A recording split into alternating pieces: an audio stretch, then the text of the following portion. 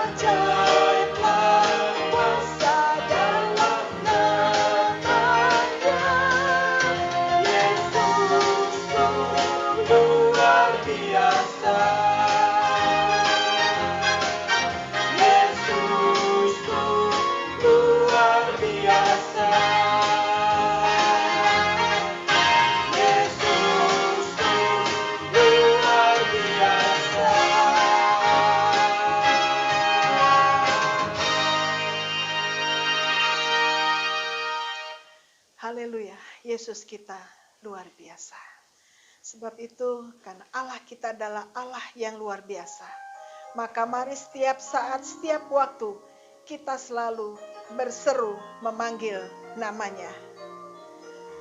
Dan selalu merindukan sabda Tuhan dalam hidup kita. Ku rindu sabdamu, ku rindu sabdamu.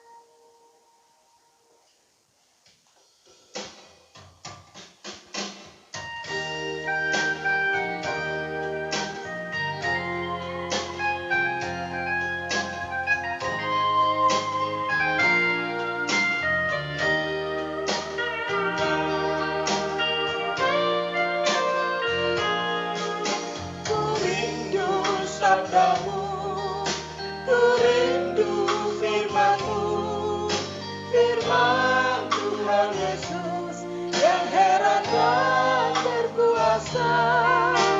Berfirmanlah Tuhan, oleh kuasa Roh-Mu, kepadamu kami berserah. Berfirmanlah, berfirmanlah Tuhan, Roh Kudus urapi hamba-Mu. Berfirmanlah, berfirmanlah Tuhan, ku rindu menikmati sabda-Mu. Ku rindu sabda-Mu.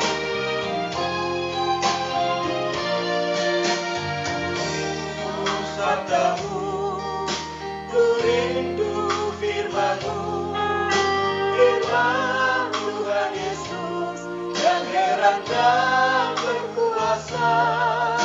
Berfirmanlah Tuhan, oleh kuasa Roh-Mu, kepadamu kami berserah. Berfirmanlah, berfirmanlah, berfirmanlah Tuhan, Roh Kudus urapi hamba-Mu. Berfirmanlah, berfirmanlah Tuhan, ku rindu menikmati sabda-Mu.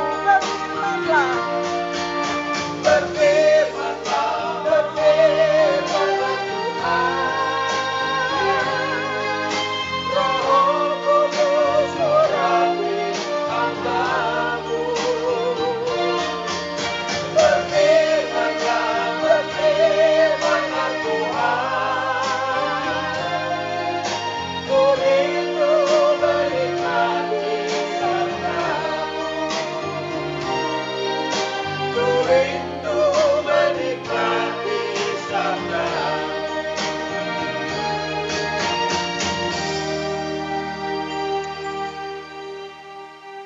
Ya Bapa, pagi ini kami rindu menikmati sabda-Mu.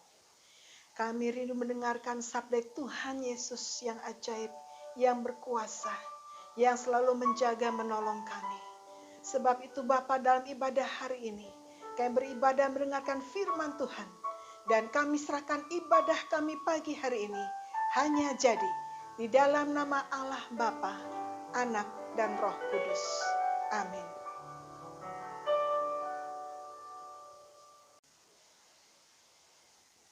Pagi ini mari kita bersama-sama membaca firman Tuhan Matius 4 ayat 1 sampai dengan 11 dengan tema sebab ada tertulis. Matius 4 ayat 1, maka Yesus dibawa oleh Roh ke padang gurun untuk dicobai iblis. Dan setelah berpuasa 40 hari dan 40 malam, akhirnya laparlah Yesus. Lalu datanglah si pencoba itu dan berkata kepadanya, jika engkau anak Allah, perintahkanlah supaya batu-batu ini menjadi roti. Tetapi Yesus menjawab, ada tertulis, manusia hidup bukan dari roti saja, tetapi dari setiap firman yang keluar dari mulut Allah. Kemudian iblis membawanya ke kota suci dan menempatkan dia di bubungan bait Allah. Lalu berkata kepadanya, jika engkau anak Allah, jatuhkanlah dirimu ke bawah, sebab ada tertulis, mengenai engkau, ia akan memerintahkan malaikat-malaikatnya, dan mereka akan menatang engkau di atas tangannya, supaya kakimu jangan terantuk kepada batu. Yesus berkata kepadanya, ada pula tertulis, janganlah engkau mencobai Tuhan Allahmu. Dan iblis membawanya pula ke atas gunung sangat tinggi, dan memperlihatkan kepadanya semua kerajaan dunia dengan kemegahannya, dan berkata kepadanya, semua itu akan kuberikan kepadamu, jika engkau sujud menyembah aku. Maka berkatalah Yesus kepadanya, enyahlah iblis, sebab ada tertulis, engkau harus menyembah Tuhan Allahmu, dan hanya kepada Dia sajalah engkau berbakti. Lalu iblis meninggalkan dia, dan lihatlah malaikat-malaikat datang melayani Yesus. Ya, Bapak Ibu sekalian, tema kita hari ini adalah sebab ada tertulis. penekannya memang disebab ada tertulis teks ini sebetulnya.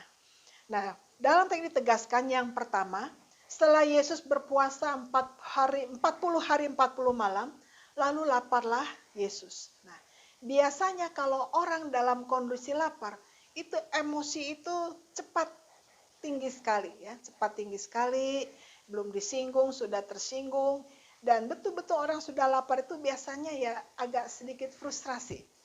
Nah, dalam kondisi lapar ini, iblis datang mencoba Yesus 3 kali. Yang pertama, jika engkau anak Allah, perintahkanlah supaya batu-batu ini menjadi roti. Ya. Jika engkau anak Allah.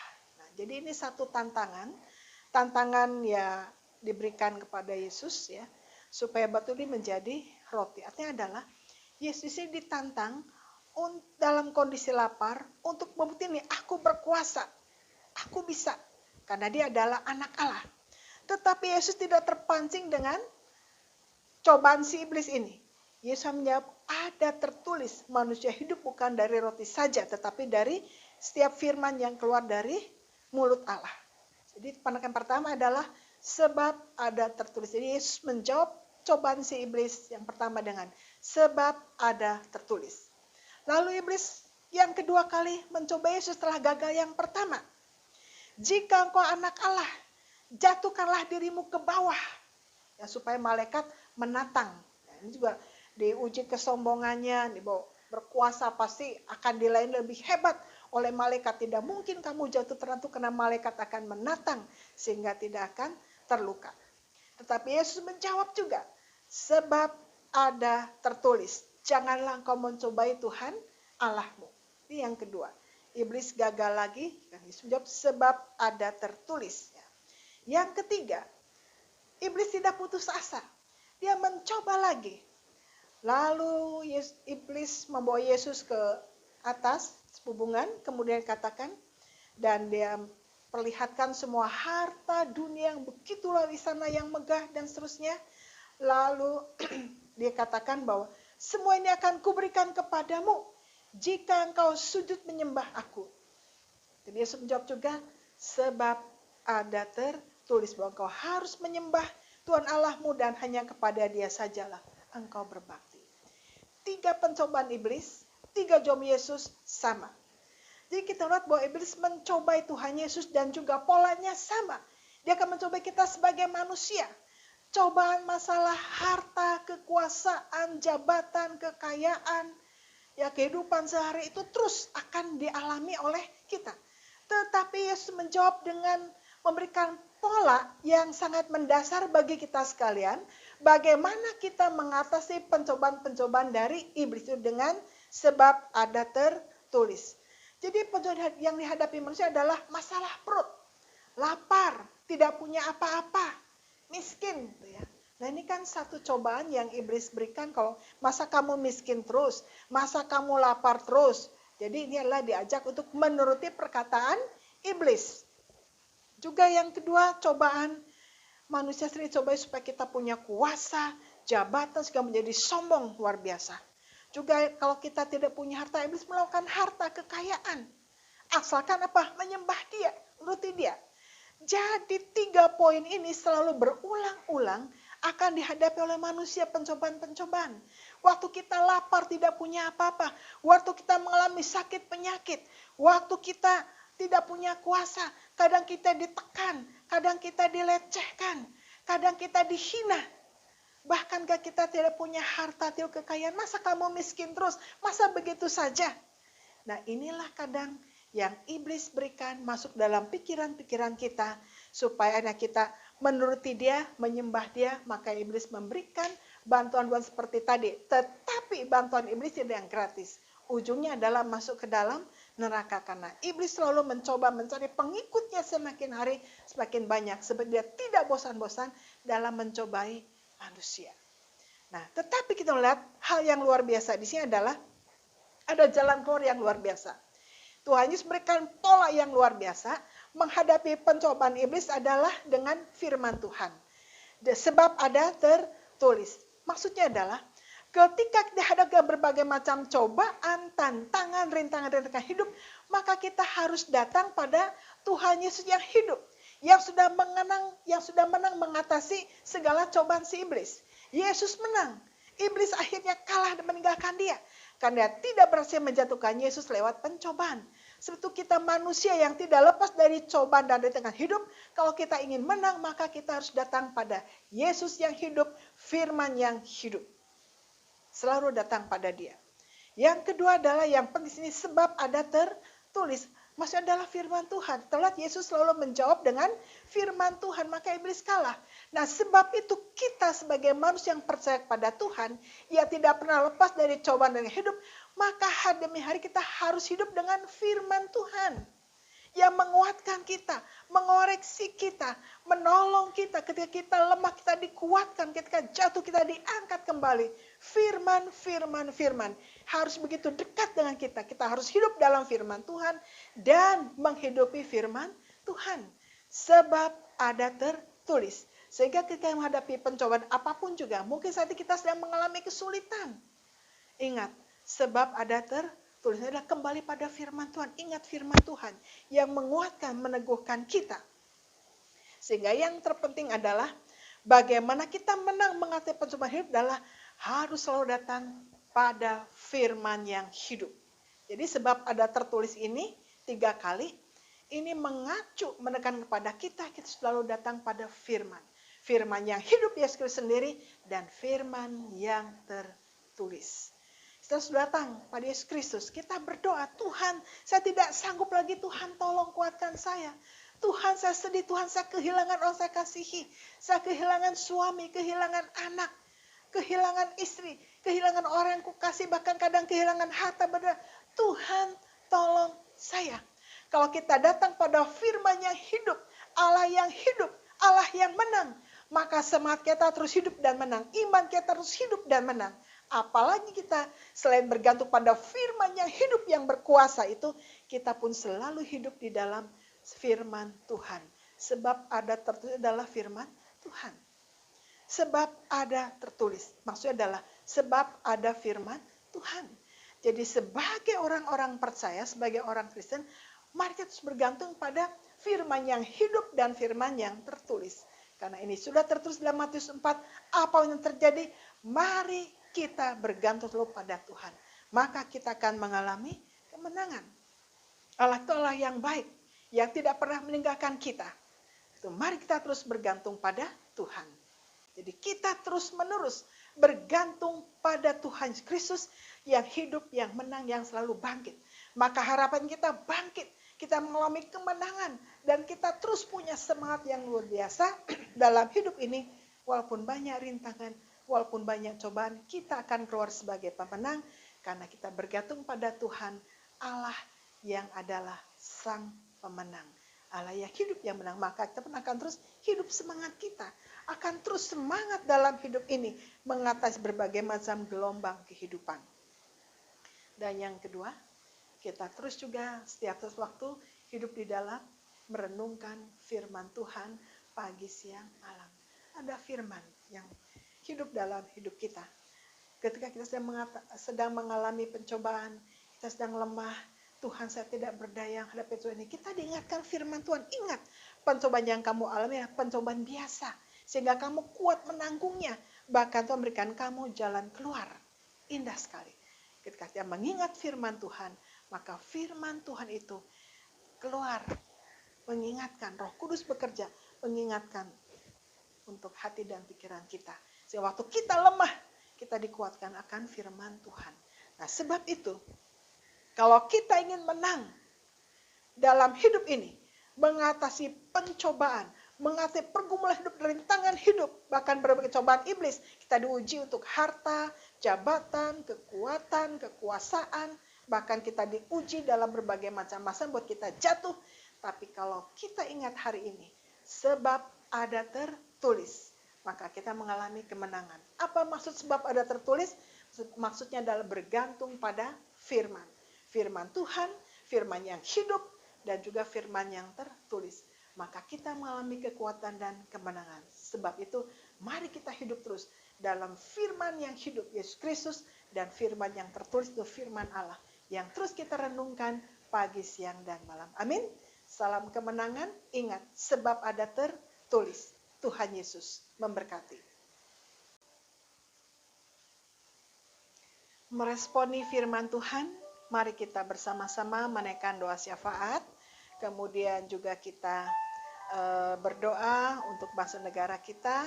Kemudian juga kita memberikan persembahan yang terbaik bagi Tuhan untuk mendukung setiap pekerjaan Tuhan, untuk mendukung pelayanan misi. Mari kita berdoa. Bapa dalam surga, meteraikan firman Tuhan dalam hati kami masing-masing. Biar supaya kami dalam hidup kami mengatasi hidup ini dengan berbagai macam pencobaan yang ada. Kami terus bergantung pada Tuhan. Bergantung pada firman yang hidup dan firman yang tertulis. Kata-kata sebab ada tertulis biarlah meneguhkan menolong kami untuk terus mengingat Tuhan dan firman-Nya. Berkati semua umat-Mu pada hari ini yang sedang mengalami berbagai macam masa yang dihadapi. Tuhan kuatkan, teguhkan dalam berbagai situasi yang sedang dialami. Terima kasih Bapa dalam surga. Kami juga menyerahkan dalam situasi pandemi ini. Kita tetap semangat, kuat, dan optimis. Kami mengucap syukur walaupun masih dalam situasi pandemi, banyak yang sakit, tetapi juga lebih banyak yang sembuh. Kami ucap syukur karena ini semua campur tangan Tuhan. Memberkati Bapak Presiden kami seluruh jajarannya yang bertekad dengan luar biasa dalam mengatasi berbagai situasi dalam negara kami, terutama dalam mengatasi COVID ini. Tuhan tolong seluruh jajaran yang ada keterkaitan semuanya bersatu padu dan mengatasi pandemi ini sehingga akhirnya kami bangsa negara ini dapat mengatasi COVID dengan baik dan kami juga akhirnya setelah keluar dari ini maka mengalami peningkatan luar biasa dalam kehidupan berbangsa dan bernegara dalam semua aspek. Tuhan lindungi bangsa negara kami. Terima kasih Bapa dalam surga. Kami juga ingin memberikan persembahan. Tuhan memberkati persembahan yang akan kami berikan ini. Sehingga berguna untuk mendukung setiap pekerjaan Tuhan. Setiap pelayanan misi. Tuhan Yesus berkati setiap tangan-tangan siap memberikan. Dan biarlah kami semua belajar memberikan yang terbaik bagi Tuhan. Dengan penuh sukacita. Terima kasih Bapa. Kami mengucap syukur. Dalam nama Tuhan Yesus Kristus. Allah yang hidup. Amin.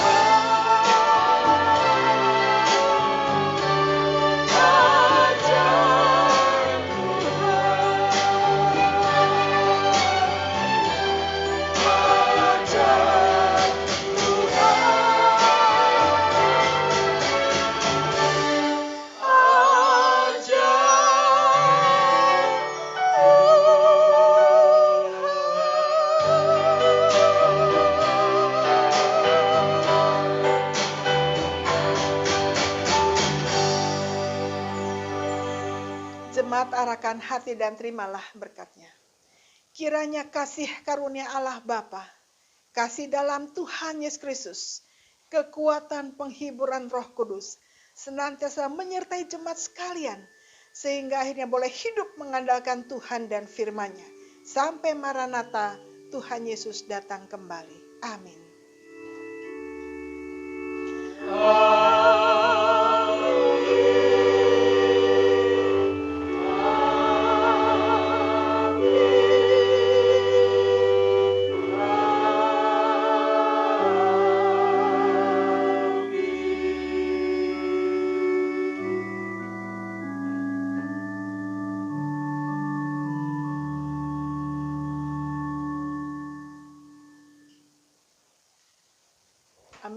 Shalom, terus semangat di dalam Kristus, dan mari kita hidup di dalam, sebab ada tertulis. Tuhan Yesus memberkati.